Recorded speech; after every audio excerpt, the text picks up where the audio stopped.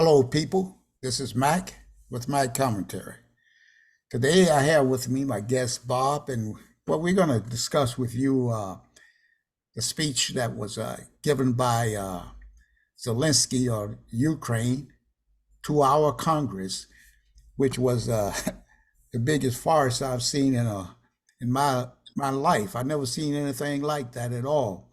Here we have a foreign person come here, and we have standing ovations being given to this here Nazi criminal from the Ukraine. And the reason I say that is because he come in with a sweatshirt on as if though he's in battle fatigues. The last time I saw him give a speech to our Congress over a video, he had the same type of green shirt, I guess you'd call it a sweatshirt, but he had a swastika on it. So this time he got some other type of emblem on it, because when they were called out on that, people tried to say it wasn't a swastika, but it was. And we know that he has neo-Nazis in his regime, and he's even admitted to that he has them in his armed forces. So right now I'd like to bring Bob on. Bob, what do you think about that speech that we had the other night from Zelensky from Ukraine? Thank you, Mac. Well, it just goes to show me that there's a difference between the Caucasoid world and the Negroid world. When I saw him go before the United States legislature, the Congress and the Senate, looking like a bouncer at a strip club, it occurred to me that if during the height of their reign, Kenneth Kaunda or Robert Mugabe were invited to speak to the legislature here in America, I don't think they ever would address like that. But it just shows that the Caucasoid has an arrogance about himself that he could do pretty much anything he wants to do. And that's what he's trying to do right now. He's trying to topple Putin. And they're not telling us this, but I think that they have conspired, American leadership and the Ukraine leadership have conspired to bring about regime change in Moscow. And I think it's going to be a lot more difficult for those of us in this country as time goes on. I think we're at the rather than being at the end of this this military exercise. I think we're at the beginning, and it shows that because of the way the people are reacting to it. Yeah, you made a comment also about the fact that you saw standing ovations. I think I counted them standing up. The people, our so-called leaders in this country, standing up 16 times, applauding that thief coming in here, and he's not really stealing. It's like taking candy from a baby. He comes in. Right, you're right on that, Bob. And I just want to go back and give our audience a bit of background here. Right. They try to make it seem like Russia. They try to make Russia into the demon in this, and he's the one that invaded Ukraine without any cause. But if we go back and look at go back in history a little and look at after the Berlin Wall was torn down in the dismantling of the Soviet Union, and which at that time there was the Russian Federation was begun. And what happened at that time, the NATO and the United States, of course, everybody know they are the head of the NATO. They control the NATO. And they told Russia that we would not expand any farther than Germany. Yet, if you go and look at the map today, they have gotten all the old Soviet bloc countries now in NATO, almost all of them, except for maybe Belarus and a couple more. But for the most part, you look at the map of 1990 and then look at the map of today and you'll see what has happened. And Russia was concerned about Ukraine becoming a NATO country as well.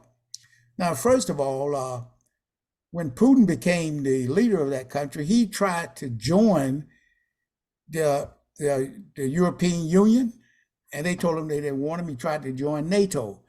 They told him that he was too big or something. They told him, no, that was for the European Union. But when he tried to join the NATO, they said, no, you can't join. But yet they've been through this Cold War thing that the United States has had with Russia. The old Soviet is gone now. But yet the U.S. politicians or whoever controlling the U.S., and there's something group other might be the Atlantic Alliance, I don't know, but they are part of it. But they are what's really controlling the deep state of this government in this country. They are controlling and maneuvering everything. And so in 2014, Ukraine had an election and they elected a Democratic leader, but at the behest of the United States and with probably the CIA working, they went in and overthrew that president who was elected by the people of Ukraine and installed in there this neo-Nazi Zelensky and his cohorts. And that's where we are today, except for they continued back then with, after they put him in office, they came up with the Minsk agreement to try to resolve the differences that they were having in 2014. They had France and Germany as two of the countries that was negotiating this with Russia and Ukraine.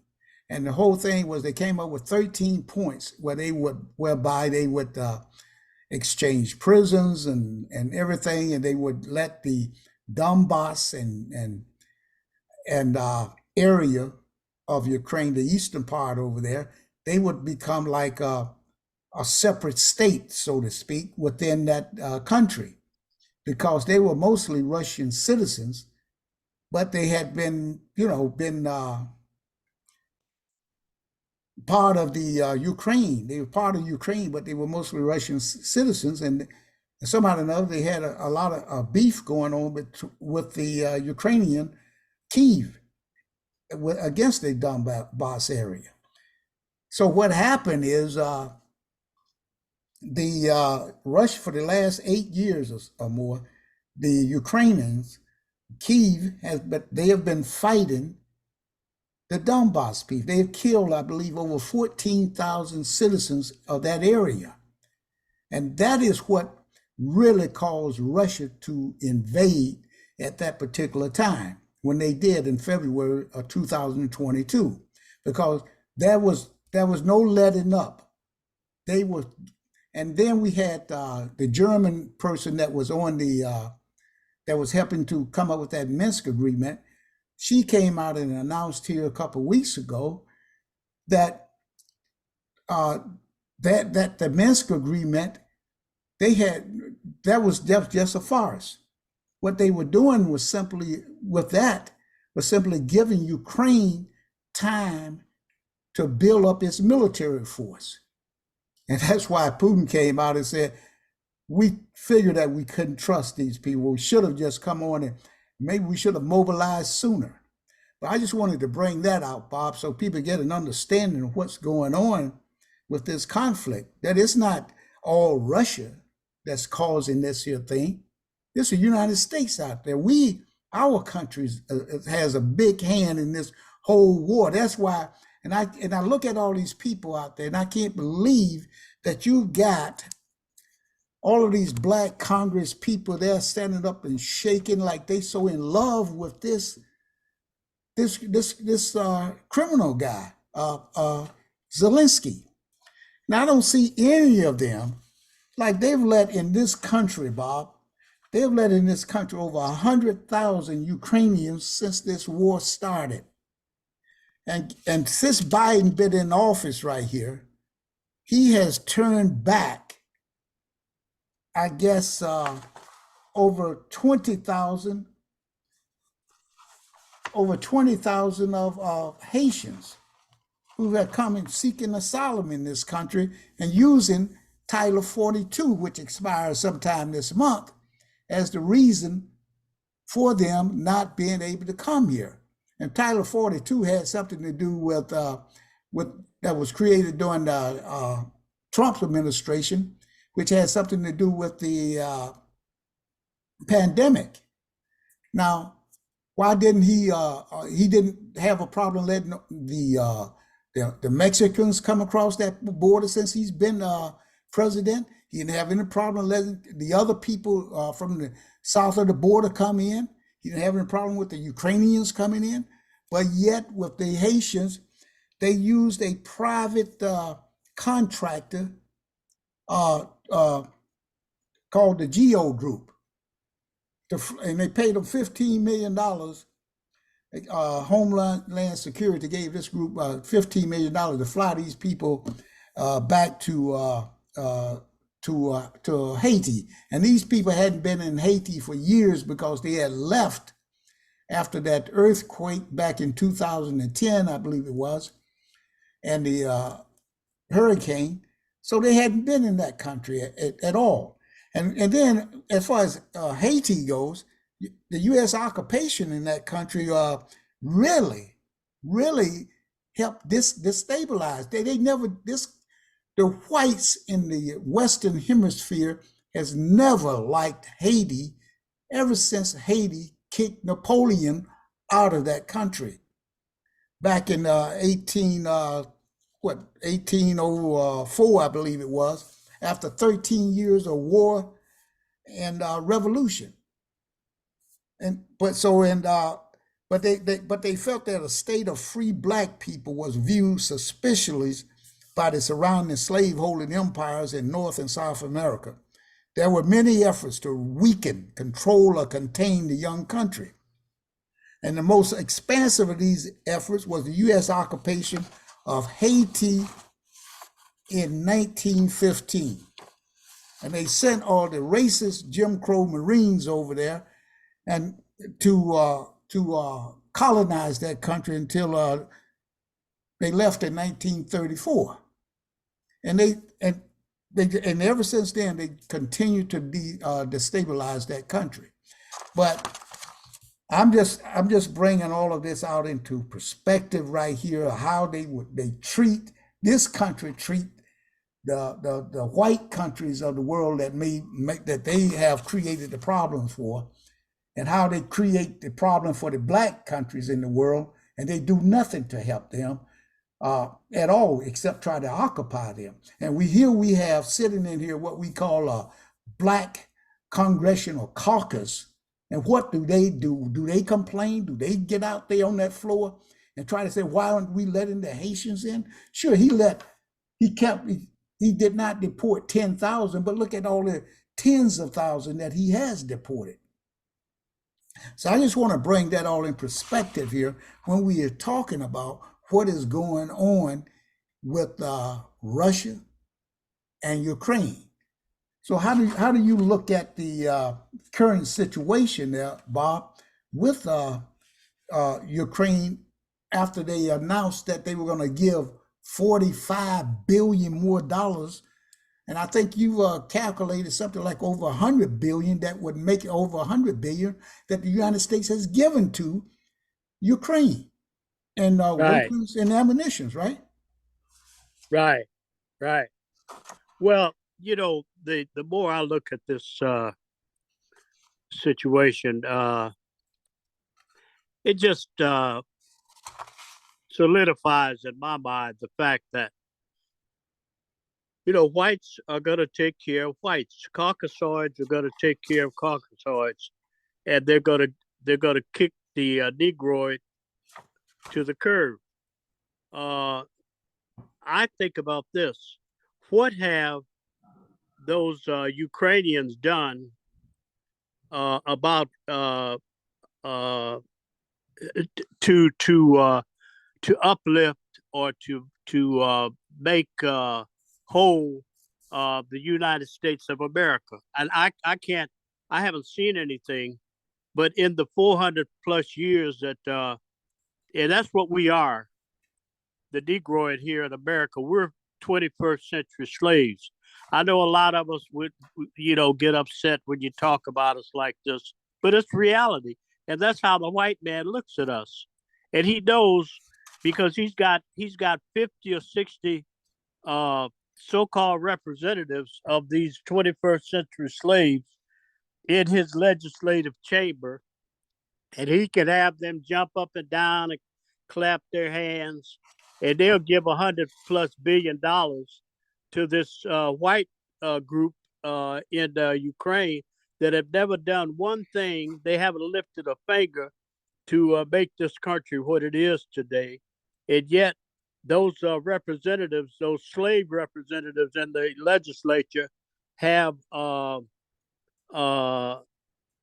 they represent 30 to 40 million 21st century slave descendants here in America, and they can't get them to give the slaves one dime. I bet you this, I'd put my last dollar on it. If you came up and said tomorrow on Monday, if the legislature will pass this, I'll sign it. Joe Biden said he'll sign it. We're going to write a check for the descendants of the 21st century slaves $100 billion. You damn, they have riots, race riots in this country, because we 21st century slaves just never we're willing to pay other people's bills, but we don't want to. And by that I mean we're taxpayers. We pay Ukraine's bills. We'll pay anybody's bills that's white. But when it comes time to pay our bill, they say, well, put them out, kick them on the street, evict them. So that's what I see going on here.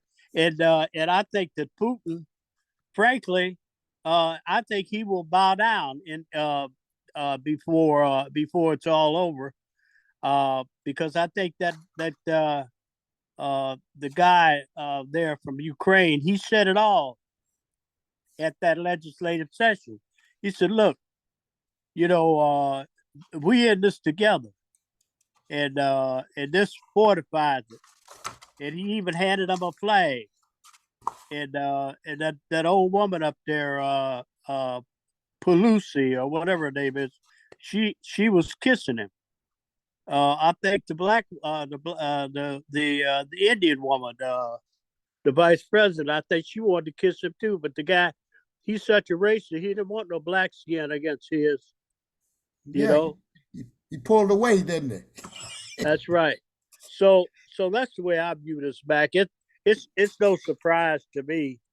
As a matter of fact, that's what I expect. I've lived here long enough to know what America is. I'm a proud American. I'm a proud American with melanin in his skin, and but I'm not gonna keep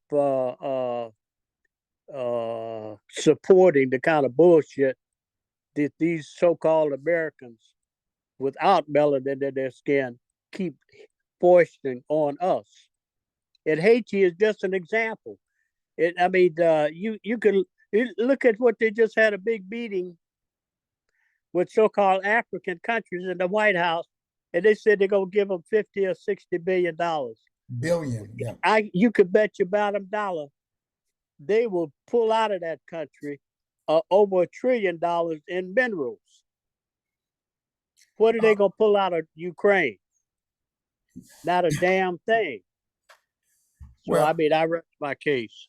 well, right. And you know, one of the amazing things though, Bob, is how they giving out all this money. You had the president Joe Biden to get up there and all but apologize, saying that it was atrocious what this country did with the black people during slavery. Had he said these people helped build this country?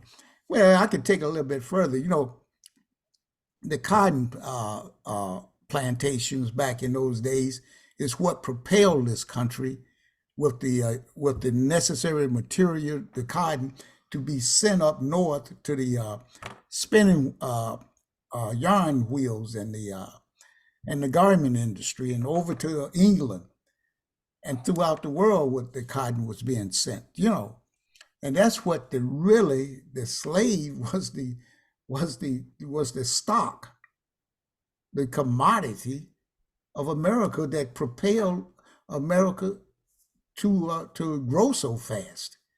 And you mean to say, and we have never, I mean, none of the slaves, they were turned loose at the after the Emancipation Proclamation, but nothing, they were never compensated within there. Okay, you go out there, you know, and do what you and survive, you know. So what they did, they said, oh, well, we'll just recreate another system for them, the sharecropping system, whereby they'll still be slaves. And we'll create the Jim Crow for them, so that we can keep them segregated, and we'll create the Ku Klux Klans to monitor and make sure they stay in their place. Okay, so comes the 60s, they get rid of all but get rid of the Jim Crow, I mean, and the Ku Klux Klans. But what do? They turn the police on us. So now you got more blacks dying today than you had dying by the Ku Klux Klans and Jim Crow back during the period between 1870 to 1980. So, and then you have people come on and say, oh, well, blacks, why should they get reparation? They weren't slaves back then. Well, if you look at the situation, being in this country, Bob, from during the Jim Crow era was, to me, just as bad as being in slavery. I mean, you were limited on what you could do, where you could go, pretty much, and how you could borrow money, and all of those things which help propel an individual to be able to start businesses or do whatever they want to do to earn income for their families. So you can't just come out and say that, okay, we do not deserve any type of reparations, because and the whites that come here and say, oh, I'm a first generation, I'm a second, I'm a third generation, I didn't have anything to do with slavery, like Mitch McConnell said. He didn't have any. He's still living off the legacy of the slavery. I don't know what his parents did. He probably inherited 1,500 acres there in Kentucky, you know, that he still. Well, I mean, if that's the argument that they use, then what did they have to do with what's going on over there in Ukraine, between Russia and Ukraine? Why is it? How can you justify sending them $100 billion? They didn't have anything to do with that. That's true. That was nowhere in their backyard. And who made the United States the police of the world? You know what I mean?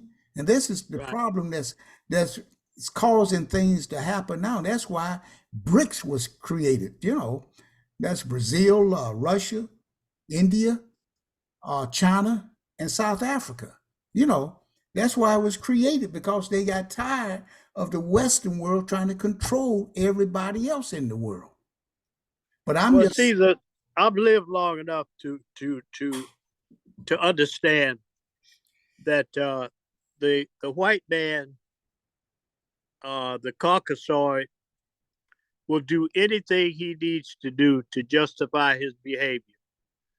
Uh, and I'll give you one sorry example.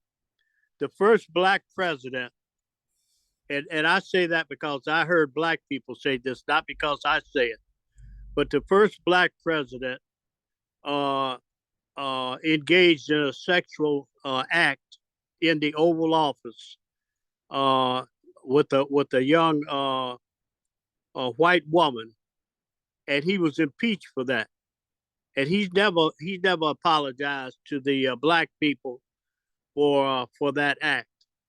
So I look at the history of America, and I'm a proud American. Believe me, I am. I'm proud to be an American. well, you should That's be, why I'm Bob. I not mean, ashamed you to say should. the things that I say. You Well, know, I'm gonna show you. I'm gonna show you here, Bob, what doing when Zelensky was here, and what he said, what President Biden said during his meeting. Can you see that screen there, Bob? oh no, I can't. I'm just looking Okay. at some writing that says this meeting is being recorded by the Well, host. we don't need all of that, Bob. And down at the bottom it says leave meeting or got it. Well, what I was trying to show you here is what Biden said in his speech. He said when Zelensky was here, he said from the very beginning, the United States rallied allies and partners from around the world to stand strong with Ukraine and impose unprecedented, and I emphasize, this is Biden speaking now. He's stating, and I emphasize, unprecedented sanctions and export controls on Russia, making it harder for the criminal to wage its brutal war.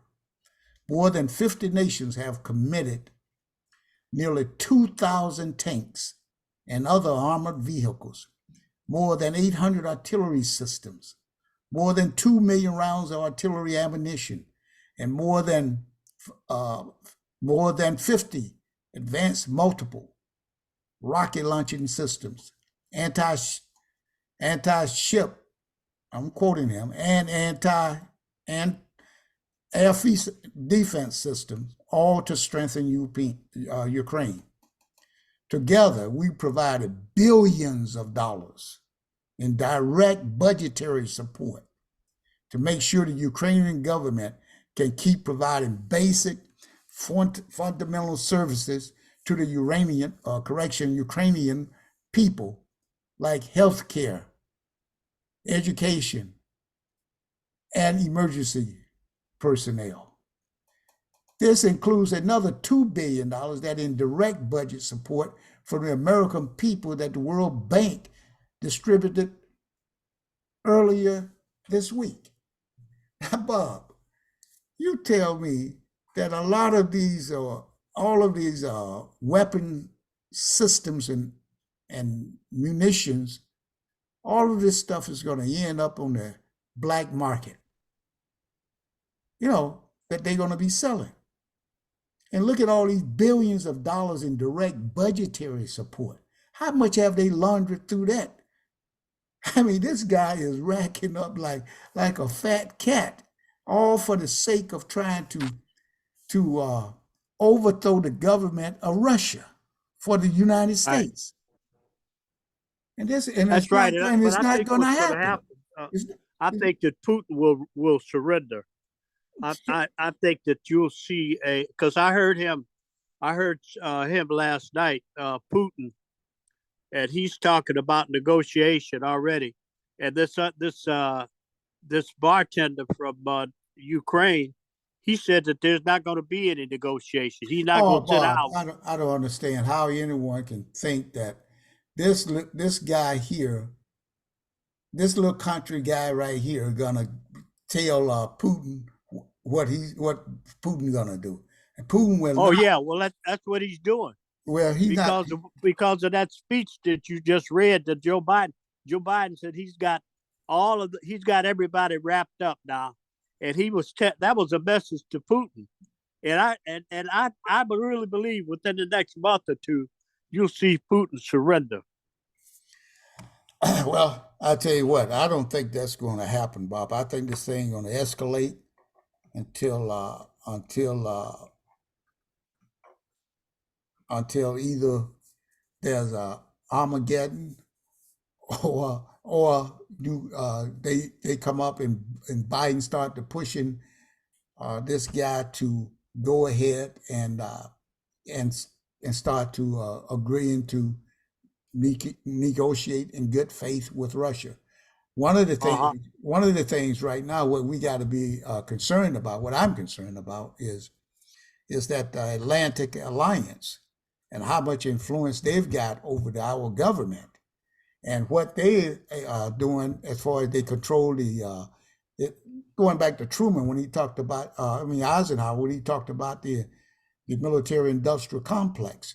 Right here, you look at every nation that has purchased, sent weapons and vehicles or whatever they send over there, military equipment to Ukraine. They buy most of their weapons and equipment and everything from U.S. Companies like Raytheon, Lockheed, Martin, and a couple other companies. So that's what this is all about. Those elites with the Atlantic Alliance, they all controlling this here thing.